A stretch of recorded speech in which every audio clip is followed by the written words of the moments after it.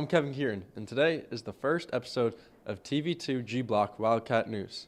Today I will be covering why Mr. WB is canceled and how people feel about it. Mr. Hanna and Mr. Hyde clear up the rumors and tell us the truth about why Mr. WB is canceled.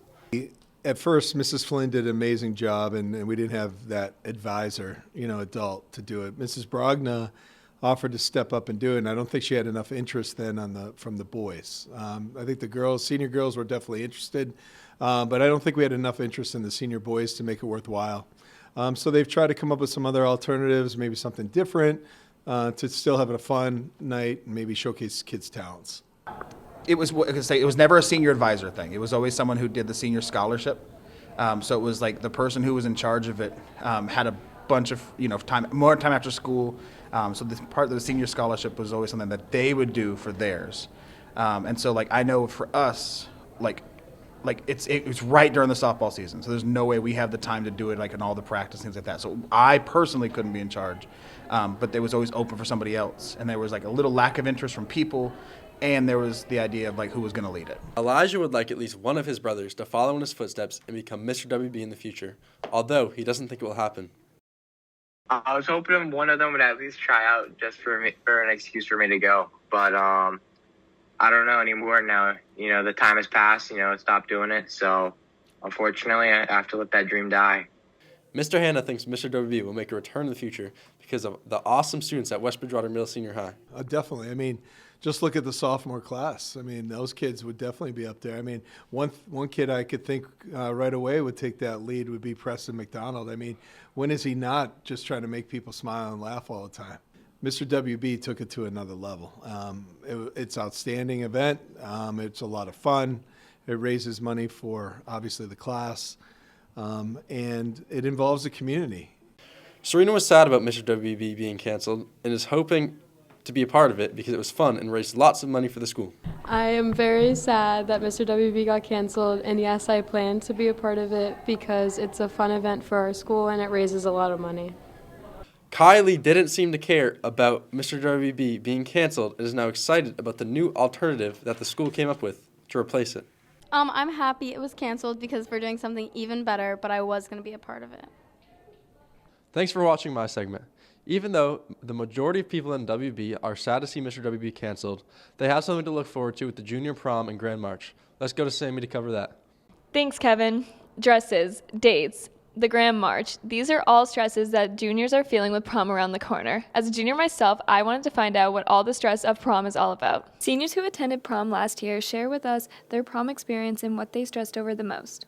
I probably wouldn't stress about it as much because it kind of ruined my night, and I definitely would not take the party bus again. I would get more time to get a dress because my first one never came in, and then my second one I ordered a week before prom, so that was stressful. I'd probably be a little more prepared, and especially for the Grand March part where you have to do a handshake thing, I didn't prepare for that, so. A struggle some juniors are feeling is finding a date. We wanted to find out if 5 months is too far in advance for finding a date. It's honestly really difficult because I wasn't able to find one in time, so I had to borrow one of my cousin's friends. I think that there's a lot of pressure if certain couples break up or if you make plans with somebody and then it would fall through, so there's a huge risk of that. Grand March is a big part of prom. Grand March is when all the juniors attending prom walk in front of people from the town to show off their attire. This is a huge stress factor according to some junior girls. I'm a little nervous because there's going to be a lot of people and I'm scared I'm going to mess up or trip or something. I'm kind of nervous about falling or messing up the handshake, but other than that, I'm not nervous. On the other hand, junior boys attending the prom feel very different about the Grand March. Nah, I'm a confident person. I like walking in front of people and things like that because I'm gonna put it on. I would say it's pretty fun, not stressful at all. I'm a pretty confident guy, so I think it will be all right. Dresses are a huge part of prom. Many girls have different opinions about dress shopping and the drama that comes along with it. I really liked dress shopping, and I feel like if people are having problems finding similar dresses, it's really not that hard, and they should just look harder. I don't really think it's that serious. I think everyone should be able to find a dress that they like without having to copy somebody, but if somebody copies you, it's the highest form of flattery. So. In the past, judges have voted for prom court. Things have since changed as of last year. Well, last year was the first year they voted, like the classmates, so I felt just very loved. I didn't know people knew me like that, so. Prom can be a very stressful event, but if you put all the stress aside, it can be a very fun night. While on the topic of spring events, we now hear from Sam about how things are looking for spring athletics this year. Thank you, Sam. Now that I've been given the spotlight, let's direct our attention to the next topic today, spring sports.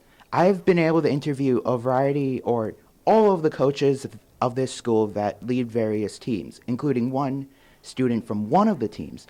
They have been given various questions about the sport that they do, so let's get to it. For the track team, I have been able to interview Mr. Pike about what he thinks of the team and his past experiences with said team. So here is Mr. Pike with the track team and whatnot.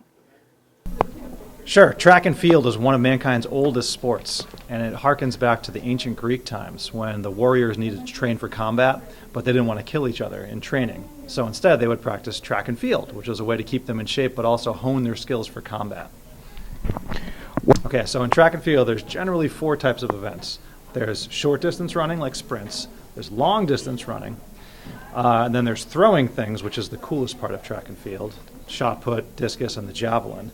And then there's jumps. And in the past, the team has done very well. We have a pretty good track team. Coaching's a lot of fun in track and field. I would say maybe my biggest struggle is the weather. In the spring, it can be kind of rough, especially in the first month of track. It's cold, it's rainy.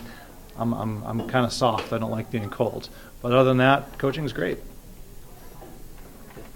Baseball, I have interviewed Coach Smith, Zach Smith, about his experience with the team and how he'll think they'll do this summer. So we'll get on to that. I think we should be pretty okay. I mean, we're young. We're really young. So just trying to get that and instill that work ethic with some of the younger guys and make sure that we're competing every day at practice, competing during the games, right? Every single pitch needs to matter, and I think that's part of the culture shift that I'm trying to aim to kind of change at West Bridgewater is making sure guys are really competitive. New or returning players. Just kind of, doing things the right way. I think West Bridgewater for a long time kind of has been mediocre at baseball, just going to practice and kind of not going through their routines the right way. And I think instilling a routine and kind of getting on the same page with the guys on just doing things the right way, competing, catching and throwing the baseball, doing the little things the right way. In the past. They made the tournament last year, which I think was a really good thing, especially going in with a young group. Something definitely that I'm looking to build upon, right, and continue to make the tournament year in, year out going forward. Not finally, but for softball, I have interviewed Mr. Hyde, and he has given us, and we've given him 3 questions about what he thinks about the team and his experiences. I love every minute of coaching. It's just always fun to be out there with people. This year's gonna be definitely different because we have we're a very, very, very young team. We've got 1 senior, and then we have no juniors down to sophomores, and then some middle schoolers. So we're a very young team. I think one is just working on fundamentals, like knowing the game. Like you got to know what the situation is, where you're going to go with the ball, and then there it's just like, hey, you know what to do. Like keep your head up and just keeping that confidence. There's lots. I mean, the idea we have. Older people, like I've loved watching Allie Donovan play for just all these different years now as a senior. Brianna LaGrange has been running fast her entire life. Jill Foley hits the ball. Haley Krakowski is a great fielder and kills the ball. Alana Fidalgo is just someone who just knows the game of softball and loves it so much. And there's just a bunch of middle schoolers who just love softball. Mr. Antonio has allowed us to interview him. So let's get to it. I've been around tennis my entire life, as a kid, playing, taking lessons, growing up, high school, college, and then, coaching for the last 16, 17 years, something like that, high school tennis. Yeah, I mean, all of them impress me with their growth and how they take it and have fun with the sport. It's really a lifelong sport. I'm optimistic. It's been a good week of practice so far, and good group of kids that are ready to get after it on the courts. Now that we've covered all the sports, Here is George with a potentially new 2-week break during the school year. Thank you, Sam. In recent years, some schools have switched their February and April break into a 2-week break in March. Students and staff discussed whether or not they'd like to have it implemented here. The students we talked to compared and contrasted the activities they did during the split up of breaks. Breaks compared, like I feel like February break I usually like just sleep in and stuff because it's still kind of cold because of winter, and then like April it's like spring and stuff, so I have like more time to go outside, do more fun activities and all that. February break I probably go skiing, and April break I go somewhere warmer like Florida. The staff expressed their thoughts on the factors that would change, including pros and cons. I think the number one thing here is because we're in New England. So I know like this year there was like so much snow.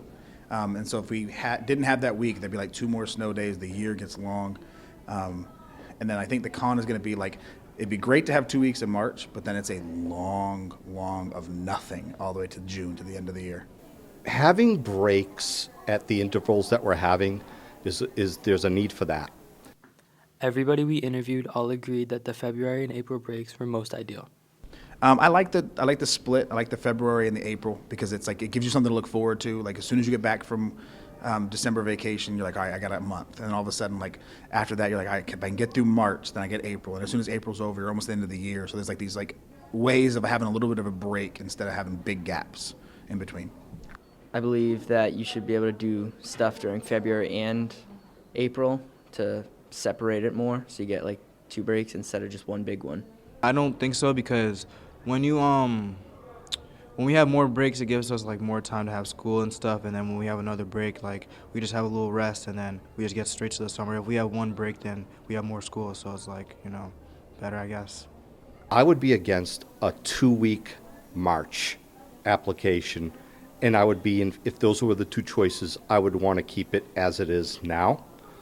One sophomore, however, has had a March break and shares his experience. Kind of sucked because all my friends were still in school during March, and I was all by myself, like doing nothing every day. It just was terrible. If all your friends had the same break, would you prefer March?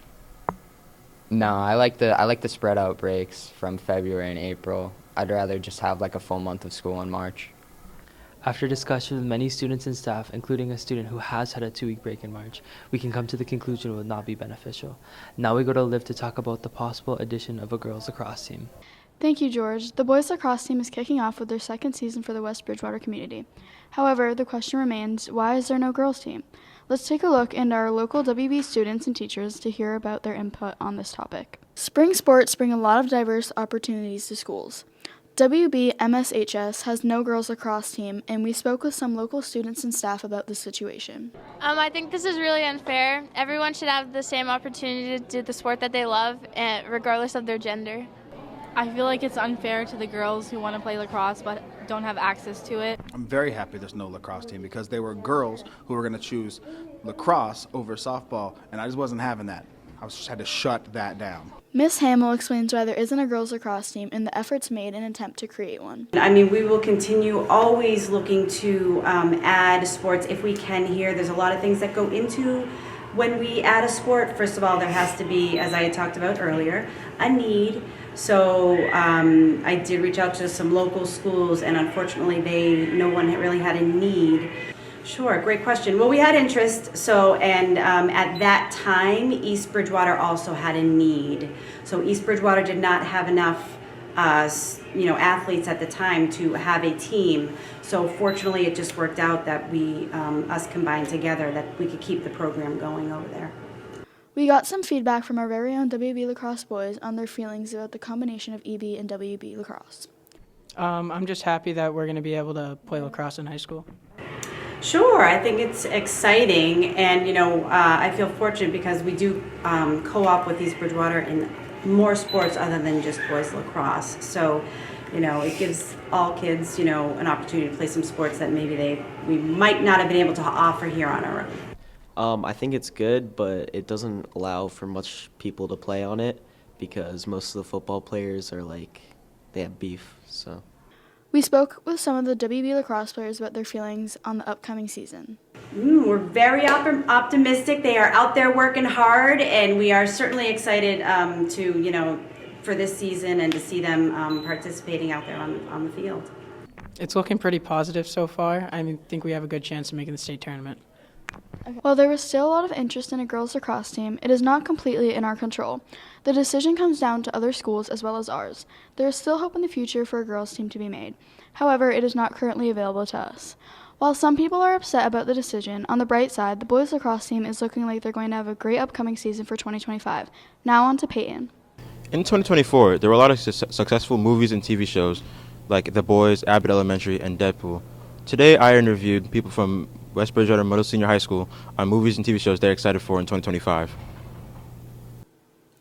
A show that Jaden is excited for is Stranger Things. One TV show that I'm looking forward to is Stranger Things. I think that the new season will be a lot better and that it will continue to be a good TV show.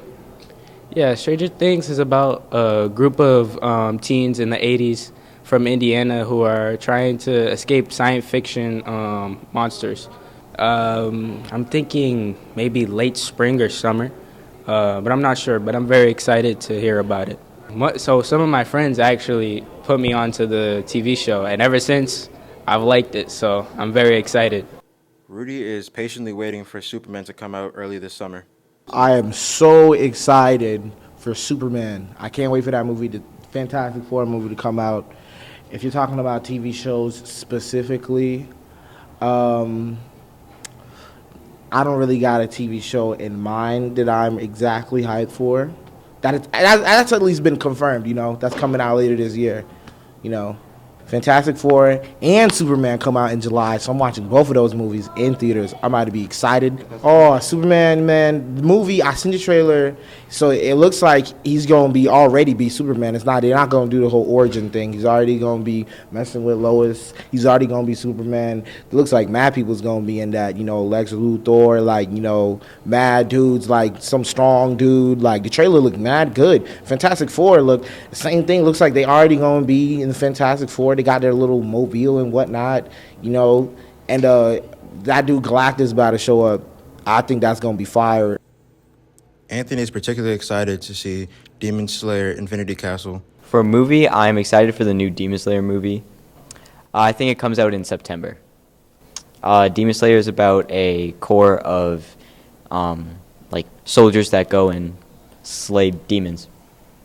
Miss Almeida is very excited for Soul Leveling to release later this year. I'm looking forward to All Stars for RuPaul's Drag Race in the summertime. What else? More solo leveling. Yeah, those are my big two that I can think of. Could you give me a brief description of Solo Leveling? It's kind of like this guy is in his own world of as if he's in a game. He's leveling up in this world of where there's dungeons and there's dungeon crawling. So it's pretty cool. Sanchez has waited 5 years for Fire Force Season 3 to air. TV show is Fire Force Season 3, a great show, and I can't wait for the animation to come back. It's about when people turn into human flames, and we have people who have human Fire Force abilities who take down the other Fire Force people. No, but movie-wise, I am really excited to see Sinners by Michael B. Jordan come out this year. It's a very good movie. It looks really well done by him. As seen before, people in WB are excited for Stranger Things, Soul Leveling, Demon Slayer, One Piece, and other various shows. Now on to Mark for people's favorite mischief in the month of April.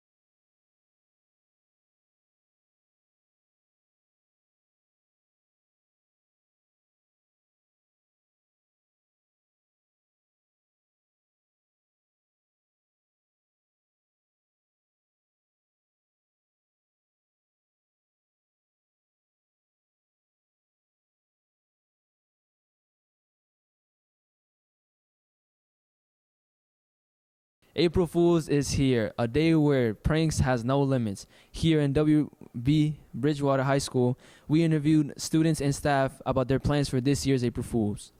We asked the students and staff what were the best pranks played on them. Somebody had taken my tires off my vehicle, and I didn't have any tires on the car. I was at trampoline park with my friends, and they pulled the good old banana trick on me, and I slipped. My dad tried to convince me that I was adopted. I took my mom's car joyriding, and I scratched it up, and I brought it back, and I told her it was just an April Fool's show. They pranked me and told me that it was I overslept, and they told me it was the next morning to get ready for school and everything. When I put a bucket of water under their pillow, and they laid in it. We asked students what best pranks they have played on someone during April Fool's. I made my friend think that there was an actual girl at his old school that liked him, but she never existed.